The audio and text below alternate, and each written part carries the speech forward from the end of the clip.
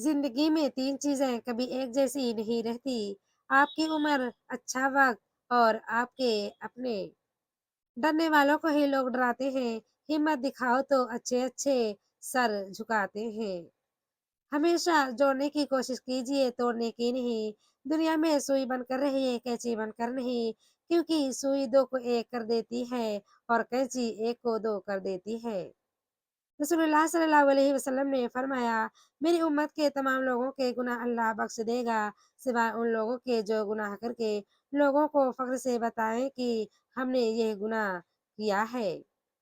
जिंदगी बहुत थोड़ी सी है। किसी से नफरत या किसी का बुरा सोचकर शायद हम अपनी अना की तस्कीन तो कर लेंगे, मगर यकीन जानिए हमारे अंदर का इंसान कभी खुश नहीं रह पाएगा।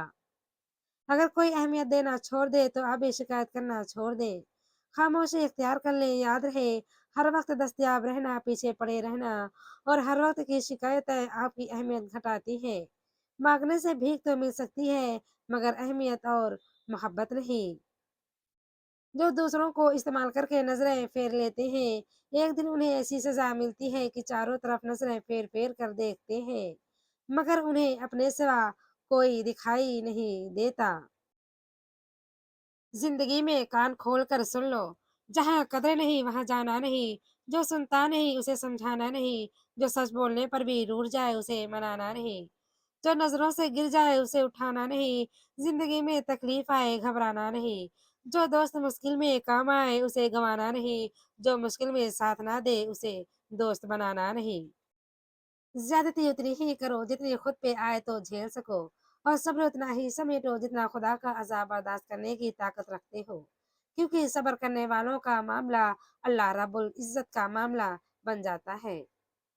अल्लाह से इतना मजबूत ताल्लुक बनाओ कि जिस रोज तुम अल्लाह को आवाज ना लगाओ, अल्लाह उस रोज फरिश्तों से कहे कि मेरे बंदे की आज आवाज नहीं आई, पता करो उसका और मेरी मदद उस तक ले जाओ।